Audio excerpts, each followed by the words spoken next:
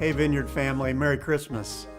We're going to do something a little bit unique this evening, just in celebration of Christmas Eve. We've decided to do some devotions together and a little bit of worship. I don't know how this will work for you, but I know that there are a bunch of us tonight that are thinking about Christ and His coming. So we just hope this is a little bit helpful to you as you celebrate your Christmas season. First thought is Christmas Eve is kind of a unique time. I would venture to say that everyone around us, virtually everyone around us, is aware. They're even uniquely aware that this is Christmas Eve. There's probably no one you could talk to if you said, hey, what's going on tonight? They would go, no, I don't know, nothing, because we all just know that this Christmas Eve thing is a big deal. And that's kind of unique compared to other days and evenings of the year. And with that idea of it's unique, I thought that we would walk through the Christmas story for just a couple moments, because there are some unique aspects of the Christmas story, the traditional Christmas story. By the way, you find this in Luke chapter 2. And I want to point out a few things that are uniquely, maybe specific to the Christmas story. The first thing is Christmas Eve here, the record of Jesus' birth, is uniquely busy. It says in verse 1 of Luke 2, it says, in those days, Caesar Augustus issued a decree that a census should be taken of the entire Roman world. Now, a lot of us know, we've heard that, but can I just tell you that that would have made the original Christmas season extra busy.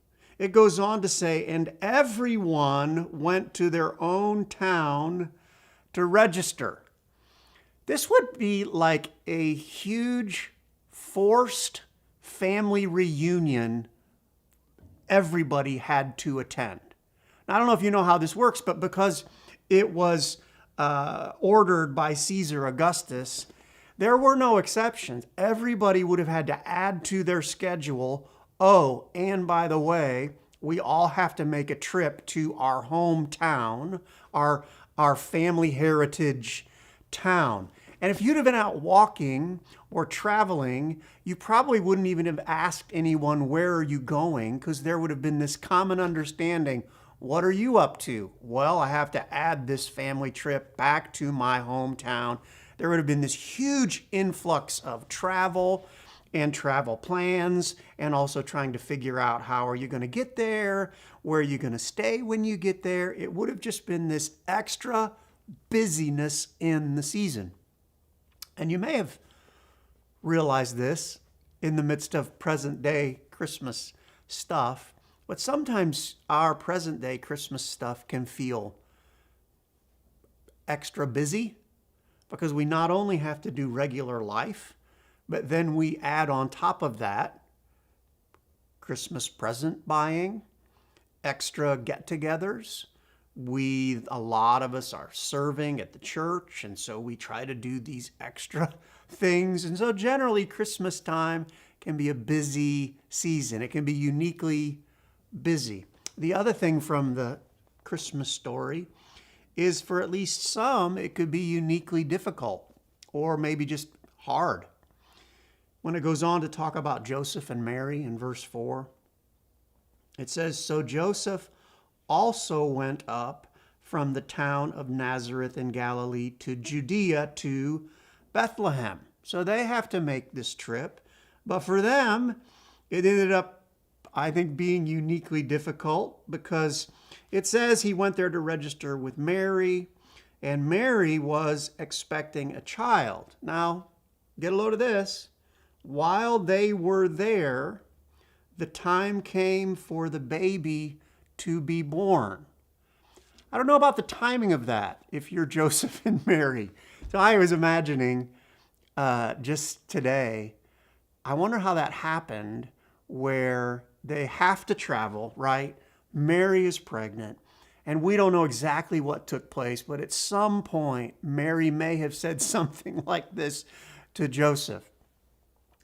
Joseph? Yeah, babe. I just had a contraction. Joseph might have said, not funny. She would say, not kidding. I don't know how it would have happened, but in the midst of that, that would have made their Christmas experience uniquely, how many know that qualifies as uniquely difficult? You're out of town, you're traveling, now it's time to have a baby. There is no room for them at the end. That would make it hard. Now, I don't know if your Christmas Eve has been going stellarly or whether it's been difficult, maybe some difficult moments, but I want to say you're in good company if you've had some difficult moments this Christmas, because even in the original story, there's some challenges. Don't let it disrupt the season. It's sometimes part of the story. The last thing that I would say about the original Christmas story is there's a unique invitation toward the end of the story, and this comes to the shepherds. It says, and there were shepherds living out in the fields nearby, keeping watch over their flocks at night. And then here we go. It says, an angel of the Lord appeared to them. This is a unique invitation, a very specific and personal invitation. It says, the angel said to them, goes on to say, I bring you good news. It says, a Savior has been born to you. This will be a sign to you.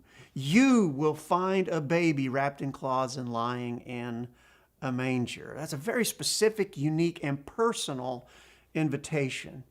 And then I want to challenge us tonight, this Christmas Eve, to have some heart to respond to such a personal invitation like the shepherds did. In verse 16 of chapter 2, it says, they hurried off and found Mary and Joseph and the baby who was lying in the manger. They made space in the midst of this unique invitation to go and be with and worship Jesus. Some words that are used later in the story, it says that they glorified and praised God for all the things that they had heard and seen. So those are some ideas as we try to set aside Christmas Eve as a place of honoring Christ. So again, it's unique. It can be uniquely busy. Sometimes it's uniquely challenging, but there's a unique invitation and opportunity for us to worship Christ tonight. And now Leah's going to lead us in a little bit of time that perhaps we can do just that.